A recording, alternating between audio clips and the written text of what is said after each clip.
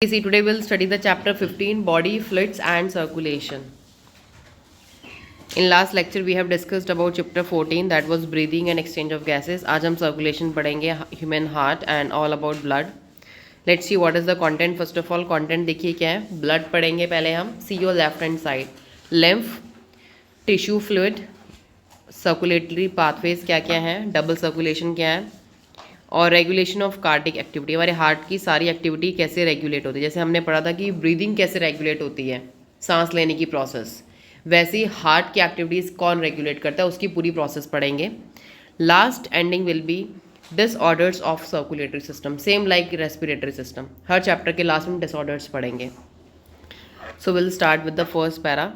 So listen carefully, I am giving you very easy explanation. तो आपको please hold your pencils and read NCERT line to line. You just have to listen me carefully. Now see, you have learned that all living cells have to be provided with nutrients, oxygen and other essential substances. हमें पता है कि जितने भी living organisms होते हैं सबको हमें essential substances देनी पड़ती हैं. Also the waste or harmful substances produced have to be removed continuously for healthy functioning. अगर कोई भी इंसान या कोई भी लिविंग ऑर्गेनिज्म न्यूट्रिशन ले रहा है तो वो वेस्ट भी प्रोड्यूस कर रहा है अपनी बॉडी पे, तो उस वेस्ट को भी टाइम टू टाइम में बाहर निकलना बहुत ज़रूरी है. Okay, it is therefore essential to have efficient mechanism. तो इसलिए ये शरीर में बहुत ज़रूरी है कि हमारी बॉडी में प्रॉपर एक मैकेनिज्म हो for the movement of the substances to the cells and from the cells. तो बॉडी में ये सारी चीज़ें हमारी किस तरीके से मूवमेंट करेंगी सेल्स में. And different groups of animals have evolve different methods for transport. तो जो भी आप खा रहे हैं उसका कैसे ट्रांसपोर्टेशन होना है, इसके लिए हर ऑर्गेनिज्म की बॉडी में अलग अलग मैकेनिज्म है, अलग अलग सिस्टम से ट्रांसपोर्ट के लिए. अगर हम बात करें सबसे सिंपल ऑर्गेनिजम्स की, तो सिंपल ऑर्गेनिज्म की अगर हम बात करें जैसे कि sponge and coelenterates circulate water from their surrounding through their body cavities. तो वो क्या करते हैं, अपनी बॉडी से कैसे ट्रांसपोर्ट करते हैं, वो वाटर को ट्रांसपोर्ट करते हैं अपनी बॉडी की कैविटीज़ से to facilitate the cells to exchange this substances. More complex अगर ऑर्गेनिज्म की बात करें तो वहाँ पे क्या होता है कि स्पेशल फ्लूइड्स होते हैं उनकी बॉडी में टू ट्रांसपोर्ट सच मटेरियल्स. किसी मटेरियल को ट्रांसपोर्ट करने के लिए उनकी बॉडी में फ्लूइड्स होंगे जैसे कि ब्लड. तो ब्लड हमारा क्या, most commonly used body fluid. तो सबसे ज़्यादा यूज होने वाला ये बॉडी का फ्लूइड है by most of the higher organisms including humans for this purpose. Even humans, हम अपनी बात करें तो हमारे शरीर में भी ब्लड है, क्योंकि हमारी बॉडी में जितना भी हम सब कुछ खा रहे हैं वो न्यूट्रिशन ब्लड की हेल्प से ही सारे सेल्स तक पहुंच रहा है. तो ये ट्रांसपोर्टिंग मीडियम है हमारी बॉडी में. आप दवाई खा रहे हैं, आपकी ब्लड में मिक्सड हो रही है. आपका पेन पैर में, आप दवाई मुँह से ही खा रहे हैं, वो पेन पैर का कैसे सही हो रहा है, क्योंकि वो दवाई आपके ब्लड में मिक्सड हो रही है और ब्लड पैरों तक भी जा रहा है, पूरे शरीर के हर कोने में खून जाता है और वहाँ पे वो अपना इफेक्ट शो कर रहा है. तो ये चीज़ आपको यहाँ से एग्जांपल ले लो ना, कि किसी भी ऑर्गन में पेन होता है, मेडिसिन लेते हैं, वो सीधा पेट में जाती है, वहाँ से फिर वो एब्जॉर्प्शन जब होता है तो वो फिर ब्लड में मिक्सड होती है हर मेडिसिन, और ब्लड हर जगह जाता है और वहीं पे इफेक्ट शो करता है. जहाँ पेन के ज़्यादा रिसेप्टर्स होते हैं वहीं पर जाके ये पेन को कम करता है या स्वेलिंग को. अब देखिए अनदर बॉडी फ्लूइड, ब्लड तो आपने आज तक पढ़ा है, बट ब्लड के साथ एक और बॉडी फ्लूइड होता है जिसको बोलते हैं लिम्फ. ये भी बॉडी का फ्लूइड है. Also helps in the transport of certain substances. ये भी ट्रांसपोर्टेशन करता है बहुत सारी सबस्टांसेस का. Okay, in this chapter you will learn about the composition of and properties of blood. तो अब इस चैप्टर में पढ़ेंगे कि ब्लड किस किस चीज़ से मिलकर बनता है, उसकी क्या प्रॉपर्टीज़ हैं, और लिम्फ की भी क्या प्रॉपर्टीज़ हैं. देखिए, लिम्फ होता है टिश्यू फ्लूइड, जो टिश्यूज़ के अंदर फ्लूइड होता है ना, उसको लिम्फ कहते हैं. And the mechanism of circulation of blood is also explain. अब यहाँ पे मैकेनिज्म भी एक्सप्लेन करा है कि सर्कुलेशन हमारा कैसा होता है. पहले हम स्टार्ट करेंगे ब्लड से. Okay, so let's come to now blood. तो देखिए, blood is a special connective tissue consisting of a fluid matrix, plasma and formed elements. तो देखिए, ब्लड क्या है, ब्लड एक बहुत ही स्पेशल कनेक्टिव टिश्यू है. कनेक्टिव टिश्यू इसलिए बोला है बिकॉज ये पूरी बॉडी को कनेक्ट कर रहा है. देखिए, पैरों को भी कनेक्ट कर रहा है हार्ट से, क्योंकि ब्लड वहाँ से भी हार्ट तक आ रहा था. Every organ of the body is connected because of blood. Liquid है ना, ट्रांसपोर्ट कर रहा है पूरी बॉडी में. And it consist of fluid matrix होता है इसमें, फ्लूइड जिसका नाम है matrix, plasma and formed elements. Formed elements में हमारे आरबीसी, सारे ब्लड के सेल्स सब कुछ आ जाएंगे. सबसे पहला कंपोनेंट पढ़ते हैं ब्लड का, जो है वेरी इंपॉर्टेंट, प्लाज्मा। तो देखते हैं प्लाज्मा क्या होता है। ओके, अगर एग्जाम में आता है कि what is the component of blood, आप plasma and formed elements mention करेंगे। ओके, प्लाज्मा में आप क्या लिखेंगे? प्लाज्मा देखिए क्या है, ये स्ट्रॉ कलर्ड है, स्ट्रॉ सबने देखा हुआ है, ठीक है, स्ट्रॉ कलर्ड होता है। विस्कस फ्लूइड, विस्कस मतलब थिक, थिक फ्लूइड है, थोड़ा स्टिकी सा, मतलब हाई विस्कोसिटी है इसकी, इसका मतलब विस्कस मतलब हाई विस्कोसिटी। तो देखिए ये स्टिकी या थिक फ्लूइड है, containing nearly 55% of the blood. तो प्लाज्मा में करीब 55% ब्लड होता है। तो मतलब कि blood does not contain plasma, plasma contain blood. Plasma के अंदर 50 से 55% ब्लड है और करीब 90 to 92% प्लाज्मा इज वाटर। देखिए हमारा शरीर, कहते हैं ना पूरा शरीर हमारा पानी से बना है, वो यही रीज़न है। देखिए 90-92% प्लाज्मा इज वाटर, इसलिए वाटर बहुत इंपॉर्टेंट रिक्वायरमेंट है हमारे बॉडी के लिए, ठीक है, पानी की कमी शरीर में नहीं होनी चाहिए। एंड प्रोटीन्स, और प्रोटीन्स भी देखिए हमारे प्लाज्मा में 6 to 8% हमारे प्लाज्मा में होते हैं प्रोटीन्स। क्लियर हो गया? अब देखिए फिब्रिनोजन, ग्लोब्यूलेंस एंड एल्ब्यूमिन्स, ये 3 मेजर प्रोटीन्स हैं, ये तीनों प्रोटीन्स हैं। क्लियर हो गया? तो जो प्रोटीन आपके ब्लड में प्रेजेंट है या प्लाज्मा में प्रेजेंट है वो है फिब्रिनोजन, ग्लोब्यूलेंस एंड एल्ब्यूमिन्स, ये 3 प्रोटीन आपके ब्लड में होते हैं। Now turn your page, now see fibrinogens are needed for clotting और कोएगुलेशन ऑफ ब्लड। देखिए हमारे खून का जो क्लॉटिंग, इंजरी होती है, चोट, उसके बाद खून बहना बंद हो जाता है खुद से थोड़ी देर बाद, भले आप उसमें कुछ लगाएं या ना लगाएं, सबने देखा है खून जम सा जाता है। क्यों होता है? क्योंकि वहाँ पे आपका फिब्रिनोजन नाम का प्रोटीन जो खून को जमा देता है, क्लॉट कर देता है, कोएगुलेशन कर देता है, ठीक है, जमाने की प्रक्रिया उसको, ठीक है। तो जिसकी बॉडी में फिब्रिनोजन नहीं होगा उसकी बॉडी में क्लॉटिंग नहीं होगी, उसकी बॉडी का ब्लड बहुत ज़्यादा बाहर आएगा बहुत देर तक, या जिनकी बॉडी में ये फैक्टर कम हो जाता है। ओके, इनको फैक्टर्स भी कहते हैं। ओके, आप कहीं कहीं पे इनको फैक्टर्स भी पढ़ेंगे, वो फैक्टर्स हमारे प्रोटीन्स होते हैं generally. Okay, now see globulins की बात करें, अगर पहला प्रोटीन हमें क्लियर हो गया, ग्लोबुलिन्स देखिए क्या है। Globulins primarily are involved in defence mechanism, defence मतलब कि अपनी बॉडी की दूसरी चीज़ों से बचाने की प्रोसेस, बॉडी को कैसे प्रोटेक्ट करना है डिजीजेस से, जर्म से, तो ये बॉडी का डिफेंस मैकेनिज्म करता है। क्लियर हो गया? रक्षा करता है शरीर की, मतलब एक तरीके से आप समझ लीजिए। एल्ब्यूमिन्स की बात करें, एल्ब्यूमिन आपने एग में भी सुना है, एल्ब्यूमिन होता है एग में भी। क्लियर हो गया? तो एल्ब्यूमिन क्या करता है हमारी बॉडी में?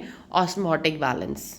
क्लियर हो गया? पूरा वाटर का बैलेंस करता है ये हमारी बॉडी में, ठीक है। 3 अलग अलग प्रोटीन, तीनों के अलग अलग काम, समझ में आ गए सभी बच्चों को। अब देखते हैं नेक्स्ट आते हैं प्लाज्मा में और क्या क्या है। देखिए plasma also contains small amount of minerals. देखिए हमारे खून में हर चीज़ है, मिनरल्स है। देखिए क्या क्या?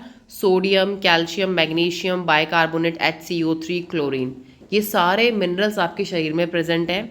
Glucose, amino acids, lipids are also present in the plasma. उसके साथ साथ आपके प्लाज्मा में ग्लूकोज भी है, अमीनो एसिड्स भी है जो प्रोटीन बनाते हैं, ठीक है, लिपिड भी है, ये सारे आपके प्लाज्मा में प्रेजेंट हैं। Factors for coagulation or clotting of blood are also present in the plasma, जो भी हमने ऊपर पढ़ा है, ठीक है।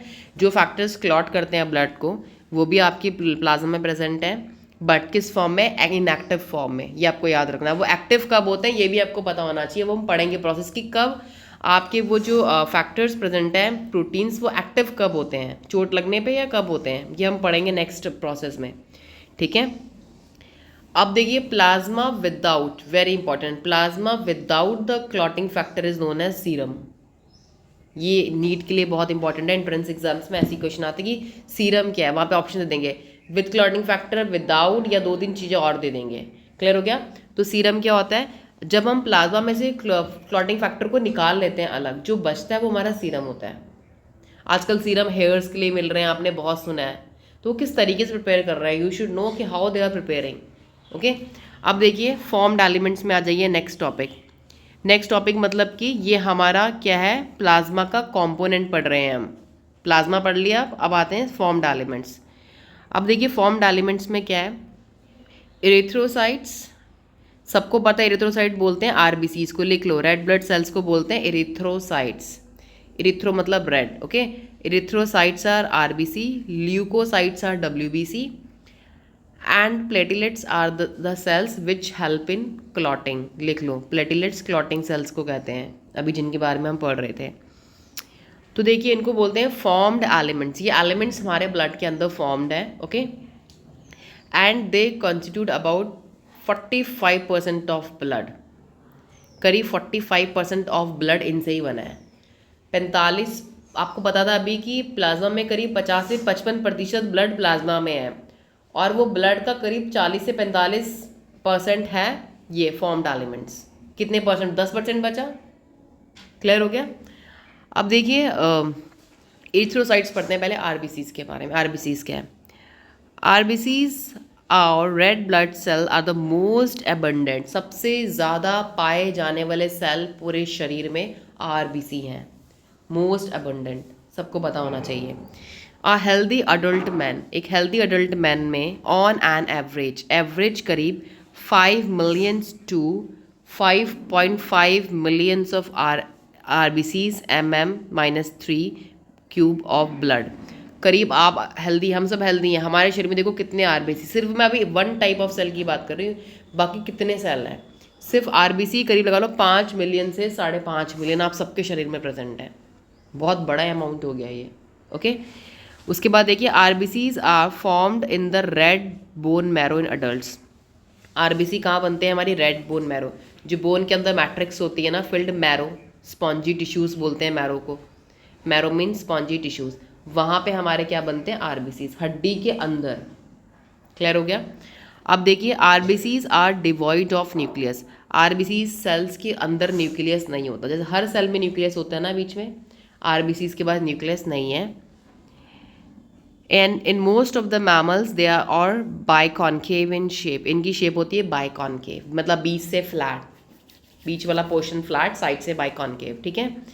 दे हैव रेड कलर्ड, अब सबसे इंपॉर्टेंट चीज़ आ रही है, इसके बारे में ध्यान देना, इनके पास red coloured iron containing complex protein होता है, मतलब कि शरीर में हर जगह प्रोटीन है, देख लो आरबीसी के सेंटर में भी प्रोटीन है, उस प्रोटीन में आयरन होता है, उस प्रोटीन का नाम है हीमोग्लोबिन।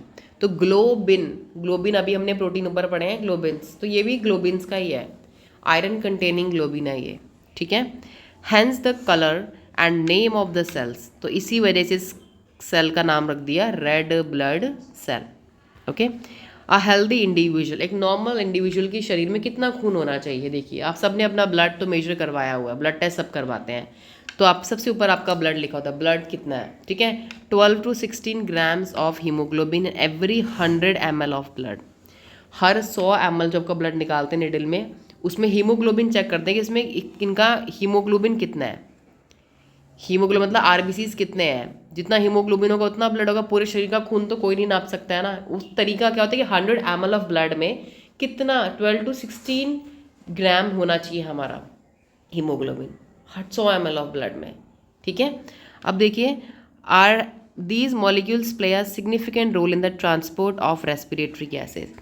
अब ये जो हमारे आरबीसीज है इसका क्या रोल है शरीर के अंदर? ये हमारी बॉडी में गैसेस को ट्रांसपोर्ट करता है, जैसे ऑक्सीजन ले रहे हैं हम लंग्स में से, कैसे पहुंच रही है पूरी बॉडी में? इनके थ्रू पहुंच रही है, क्योंकि आरबीसी के बीच में हीमोग्लोबिन है, iron, iron has high affinity to bind with oxygen, ठीक है, आयरन बहुत ही अच्छे तरीके से ऑक्सीजन से कंबाइन करती है, Fe+O2, ओके। अब देखिए बात करते हैं आरबीसीज की लाइफ स्पैन की, तो देखिए आरबीसीज का जो लाइफ स्पैन होता है, रेड ब्लड सेल कितने दिन तक जिंदा रहते हैं देखो आपके शरीर में, 120 डेज तक सिर्फ, मतलब 4 महीने, 4 मंथ्स, हर 4 महीने बाद नए आरबीसीज बनते हैं, हर 4 मंथ्स बाद न्यू आरबीसीज, तो ये भी मर जाते हैं, मतलब शरीर की हर चीज़ मरती ही मरती है कुछ को छोड़ के। क्लियर हो गया? After which when they are destroyed in the spleen, और ये डिस्ट्रॉय कहाँ होते हैं? देखो ये सबसे इंपॉर्टेंट पॉइंट है, they are destroyed in the spleen. Spleen क्या होता है? Spleen is a bean shaped organ on above the stomach, पेट के ऊपर एक बीन शेप्ड ऑर्गन होती है, उसको बोलते हैं स्प्लीन, हिंदी में इसको बोलते हैं शायद झिल्ली, झिल्ली बोलते हैं, झिल्ली बहुत नाजुक होती है ये, ओके। इसमें हमारे आरबीसी सारे डिस्ट्रॉय, इसलिए इसको बोलते हैं ग्रेवयार्ड ऑफ आरबीसी। ग्रेवयार्ड आपको पता है क्या होता है? जहाँ सारी चीज़ें हम दफनाते हैं या मरती हैं, ग्रेवयार्ड होते हैं ना जैसे, तो इसको बोलते हैं ग्रेवयार्ड ऑफ आरबीसी। ये होता है स्प्लीन, तो स्प्लीन में जाके आरबीसी सारे डिस्ट्रॉय ख़त्म होते हैं। ये तो हो गया हमारा सारा आरबीसीज के बारे में in detail. Now let's come to the next important formed element is leukocyte. Okay, तो देखो ल्यूकोसाइट्स क्या होते हैं। They are also known as white blood cell. They are colourless due to lack of haemoglobin. ये colourless है, लाल नहीं है, क्योंकि इनके पास हीमोग्लोबिन रेड पिगमेंट, वो रेड पिगमेंट थी उनके पास। इनके पास ये लाल पदार्थ नहीं जो उनको लाल रंग दे सके। Okay, they are nucleated and are relatively lesser in number. इनके पास न्यूक्लियस है, क्योंकि अब क्वेश्चन आते हैं इनके पास न्यूक्लियस क्यों है, क्योंकि इनके सेंटर में हीमोग्लोबिन नहीं है, जगह खाली है तो न्यूक्लियस आ गया। पता होना चाहिए ये आपको रीज़न। इनकी जगह खाली है तो इनके पास न्यूक्लियस। आरबीसी के पास न्यूक्लियस क्यों नहीं है, उसके बीच में पिगमेंट आ गई और न्यूक्लियस हमेशा सेंटर में होता है, जगह ही नहीं बची न्यूक्लियस के लिए। ठीक है, यहाँ से आप याद रखेंगे। They are relatively lesser in number, about 6000 से 8000 mm-3 ये लेसर होते हैं एज़ कम्पेयर टू आरबीसी। सबसे ज़्यादा आपको मैंने पहले बता दिया, आरबीसी सबसे ज़्यादा होते हैं शरीर के अंदर। ठीक है, leukocytes are short lived. Leukocytes का जो वाइट ब्लड सेल्स का जो लाइफ स्पैन है ना, वो बहुत कम होता है। We have 2 main categories of WBC. अब डब्ल्यूबीसी के बहुत टाइप्स होते हैं। ठीक है, 2 मेन है हमारे, granulocytes and a granulocytes. 2 types होते हैं इसके। उसके बाद देखो, neutrophils, eosinophils and basophils are different types of granulocyte. तो ग्रैन्युलोसाइट्स भी 3 टाइप का होता है, वहाँ लिख सकते हैं आप, न्यूट्रो प्लस ईसिनोफिल्स प्लस बेसोफिल्स। ये जितने भी स्टूडेंट्स के ब्लड टेस्ट हुए होंगे ना कभी, आप देखना, ध्यान से देखना, आपके सब लिखा हुआ, ईसिनोफिल इतने, न्यूट्रोफिल्स इतने, बेसोफिल्स इतने, आरबीसीज इतने, सब लिखा होता है वहाँ पे। आप अपनी रिपोर्ट स्टडी कर सकते हो। अब आपको क्लियर हो गया कि डब्ल्यूबीसी के टाइप ऑफ सेल्स की काउंटिंग हो रही है ब्लड में। While lymphocytes and monocytes are agranulocytes. तो देखिए, लिम्फोसाइट्स और मोनोसाइट्स हो गए ए ग्रैन्युलोसाइट्स। तो देखो, ग्रैन्युलोसाइट्स और ए ग्रैन्युलोसाइट होता है जिनमें ग्रैन्यूल्स हैं। जैसे आपने देखा है ना, गेहूँ होती है, ग्रेन्स होते हैं, ऐसे ही जिनमें ग्रैन्यूल्स हैं वो ग्रैन्युलोसाइट, जिनमें ग्रैन्यूल्स नहीं है वो ए ग्रैन्युलोसाइट्स हो गए। तो नेम इनका इनकी डिज़ाइन के ऊपर बताया गया है। ओके, अब आ जाइए न्यूट्रोफिल्स में। न्यूट्रोफिल्स मोस्ट एबंडेंट सेल, सबसे ज़्यादा पाए जाने वाले सेल हैं डब्ल्यूबीसी के, करीब 60 से 65% of all total WBC. And basophils are at least, basophil कितने होते हैं, बहुत कम होते हैं, 0.5 से 1% बेसोफिल होते हैं खाली। Neutrophils and monocytes about 6 to 8% are phagocytic. ये बहुत इंपॉर्टेंट है। न्यूट्रोफिल एंड मोनोसाइट करीब 6 से 8% होते हैं फेगोसाइटिक। फेगोसाइटिक मतलब ये वो सेल्स हैं जो दूसरी चीज़ों को अपने अंदर निगल सकते हैं, उनको डिस्ट्रॉय कर सकते हैं, फॉरेन बॉडीज़ को, जैसे जर्म्स को खा लिया अपने अंदर। क्लियर हो गया, ये होता है फेगोसाइटिक। इनगल्फिंग नेचर कह सकते हैं, इनगल्फ करना, ENGULF, engulfing, which destroy foreign organism entering the body. ये फॉरेन ऑर्गेनिजम्स को डिस्ट्रॉय करते हैं। अब देखिए, बेसोफिल्स की बात करें अगर हम, बेसोफिल के बारे में बहुत इंपॉर्टेंट चीज़ आ रही है। Basophil secrete histamine, serotonin and heparin. ये क्लास 12th में भी आपके आएगा। बेसोफिल जो है तो 3 केमिकल रिलीज करता है, histamine, serotonin and heparin, which are involved in inflammatory reaction. जो आपकी बॉडी में एलर्जीज़ की प्रॉब्लम होती है ना, वो ये 3 केमिकल्स के रिलीज़ होने की वजह से होती है आपके शरीर के अंदर। एलर्जीज़ में होता है ना, इन्फ्लेमेशन हो जाती है, कहीं भी रेडनेस, स्वेलिंग हो जाती है बॉडी की किसी भी ऑर्गन में। ठीक है, वो क्यों होती है, बिकॉज बेसोफिल वहाँ पे 3 केमिकल बनाते हैं, हिस्टामिन, सेरोटोनिन एंड हेपेरिन। सबको पता होना चाहिए, ये नॉर्मल चीज़ें हैं। ओके, ईसिनोफिल्स क्या करते हैं, resist infection and are also, turn your page, and are also associated with allergic reaction के साथ ये भी जुड़े हैं। देखो, ईसिनोफिल्स इन्फेक्शंस को रोकते हैं शरीर में। ओके, इन्फेक्शंस को रोकते हैं और एलर्जिक रिएक्शन से भी जुड़े हैं। अब बात करते हैं लिम्फोसाइट्स की। लिम्फोसाइट शरीर में 20 से 25% हैं और ये 2 टाइप के लिम्फोसाइट्स होते हैं, B एंड T। B और T लिम्फोसाइट्स दोनों are responsible for immune responses. हमारी जो पूरी इम्यूनिटी बोलते हैं ना, इम्यूनिटी कमज़ोर है तुम्हारी, हमारी, ऐसे बोलते हैं, तो immunity is what, B and T lymphocytes बनाते हैं पूरी इम्यूनिटी। तो ये इम्यून सिस्टम से जुड़े हुए हैं पूरे के पूरे। क्लियर हो गया? तो जितने अभी हमने पढ़ा ना ये सारा का सारा, ये सारा हमने WBC का टाइप पढ़ा। लगा लो कितनी वेरिएशन है इसके बीच में। हम नॉर्मली पढ़ते थे क्लास 10 तक WBC helps in fighting the diseases, fight germs. अब वो कितने टाइप के हैं देखो उनके अंदर। ओके, अब आ जाइए प्लेटिलेट्स में। ठीक है, तो देखिए प्लेटिलेट्स क्या है। प्लेटिलेट्स को बोलते हैं thrombocytes. Thrombocytes are cell fragment produced from megakaryocytes. ये सेल्स की फ्रेगमेंट्स हैं, सेल्स के टुकड़े हैं जो मेगा कैरियोसाइट्स नाम के सेल से बनते हैं। मेगा कैरियोसाइट्स कैसे सेल्स हैं? स्पेशल सेल्स जो कि बोन मैरो में प्रेजेंट है। They are very special cells present in bone marrow. अब देखिए ब्लड नॉर्मली कॉन्टेन्स, ब्लड में नॉर्मली कितना होता है? कंटेन करीब 1.5 लाख से 3.5 लाख प्लेटिलेट्स। आपने ये बहुत कॉमन हो गया कि आप सुनते हैं उसकी प्लेटिलेट्स कम हो गई हैं, बहुत हो रहा है ये।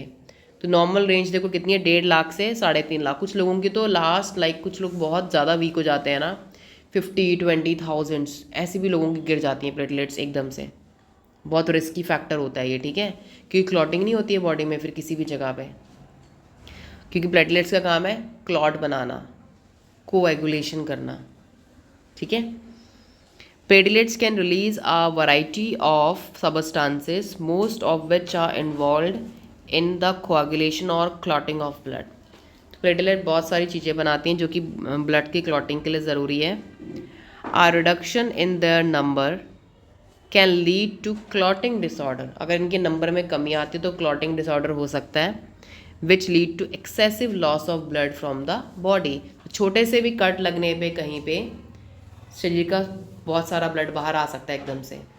तो ऐसे लोगों की बहुत केयर की जाती है, कहीं बाहर ना जाएं, टच ना करें कि कट ना आ जाए बॉडी में, पता लगे कि कट नॉर्मल सा भी कट हो गया। जैसे हमारे कितने नॉर्मल कट होते हैं हमें पता भी नहीं चलता है कि कब यहाँ से हाथ कट गया, पैर कट गया, क्योंकि इतना ब्लड आता ही नहीं है।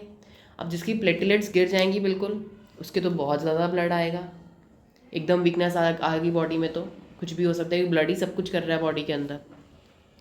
ठीक है, तो ये सारा आपका हो गया प्लेटलेट्स के बारे में। तो प्लेटलेट्स का जो लेंथ ऑफ टाइम दे रखा है कि प्लेटलेट्स के सेल कितने टाइम तक ज़िंदा रहते हैं, वो अराउंड दे रखा है 10 डेज तक प्लेटलेट्स का। ओके, अराउंड 10 डेज तक हमारे प्लेटलेट्स रहते हैं। तो देखो आपको ये पता होना चाहिए कि ऑन एन एवरेज हमारी बॉडी में सारे सेल्स करीब 7 से 10 साल में रिप्लेस होते हैं on an average. Every cell of the body is replaced around 7 to 10 years. ठीक है, 7 से 10 सालों में सारे बॉडी के सेल्स रिप्लेस होते हैं।